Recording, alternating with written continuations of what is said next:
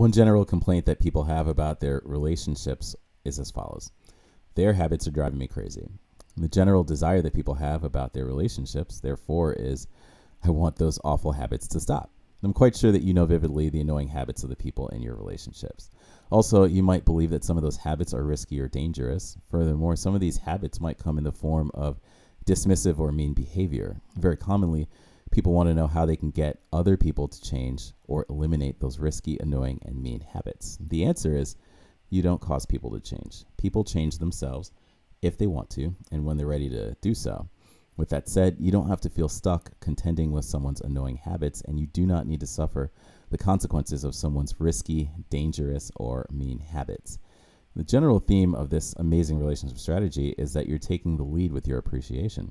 You took the lead and did self-appreciation. You took the lead by appreciating everything that's going well for you. Now you're taking the lead by ensuring that you put yourself in environments and that you're surrounding yourself with people that you believe are uplifting and inspiring. You already do this to the best of your ability, but of course, sometimes your choices really feel limited.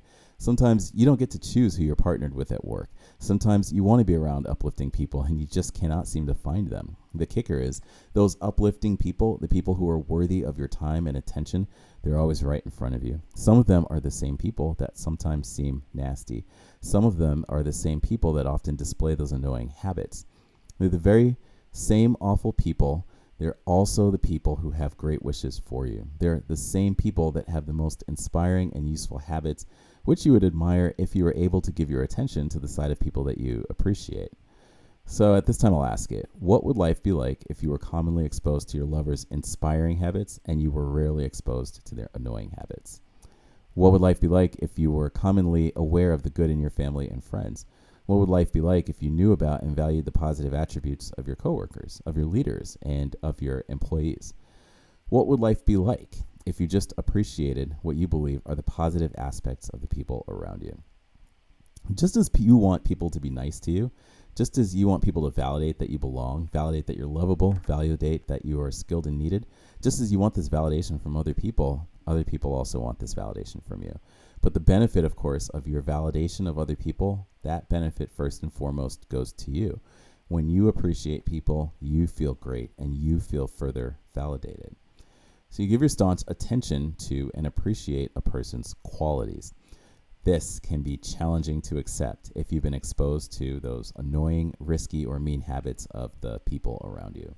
Your self-care has to be peaked out here if you're going to use this. Your attention to and your appreciation of yourself means that you're aware of your growing ability, you know your skill and knowledge, and because of this, you feel stronger and stronger.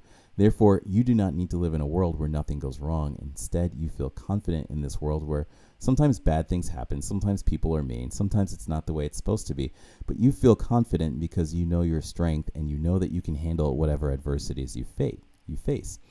That's the result of prioritizing your self-care.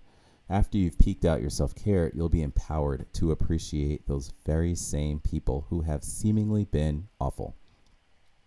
How do you appreciate awful people? How do you appreciate mean people? How do you appreciate dangerous people? The answer is you don't. You appreciate wonderful people. You appreciate nice people. You appreciate people who value and support your safety. Whereas we commonly think of a person as either good or bad, either nice or mean, either wonderful or awful, either harmless or dangerous. The truth is, people have both positive and negative attributes. We all know and accept that people are not perfect by definition. An imperfect person has both positive and negative attributes. What we generally think about a person, that is dependent upon which of their attributes we mostly give our attention to. Also, our experiences with a person are based on which of that person's attributes we give our attention to. There are two sides to every person that you're ever going to meet. One side includes everything that you do not like or do not agree with. The other side includes everything that you like and everything that you agree with. If you want an amazing relationship, if you want a productive relationship, give your attention to the side of a person that you agree with and like. Appreciate those attributes of a person that you agree with and like. As for the other side of that very same person, only they can decide that they want to change those attributes, and they will do so if and when they want to. While it may be challenging to accept that we cannot force people to be different, it's also helpful to remember that just as you cannot force change in others, other people cannot force change in you. And that means that you're free to be yourself. And when someone is making it very easy for you to give your attention to their attributes that you do not care for, applying this strategy becomes more challenging. When someone seems to be negligent or dangerous, applying this strategy becomes very hard. If you really master the strategy, you can inspire the best out of anyone. You cannot force someone to behave better, but you can inspire a person to just be the best person that they can be. With that said, until you've mastered this strategy, distancing or disconnecting from negligent people or dangerous people is quite wise. For those times when you don't believe that you can disconnect or distance from someone who seems negligent or dangerous, do know that when you master this strategy, you'll be able to inspire better behavior out of that very same person whenever they're interacting with you. Mastering this strategy means that you're really good at appreciating a person's positive attributes, and it means that such a person is better behaved when they are around you. It means that such a person will enjoy being with you, and they're going to want to work with you. And it means that this person will come to appreciate and really value all that you have to offer. While you know that this is a person who is not perfect, you also know that you can only appreciate and synergize with a person's attributes that you agree with and like.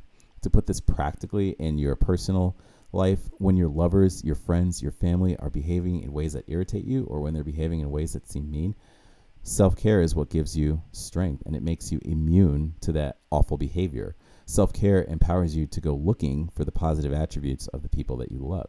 As you find and focus your attention on and you appreciate those positive attributes, you're going to feel wonderful about these people. And as such, these habits that you do not like are now invisible to you.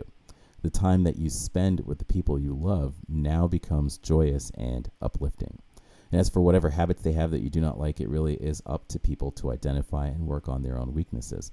And the most powerful thing that you can do for anyone, anyway, is to appreciate their positive attributes. That appreciation is uplifting for them, and it's very strengthening for them. That appreciation of people helps them to believe in themselves and to believe in their ability to grow and to be better.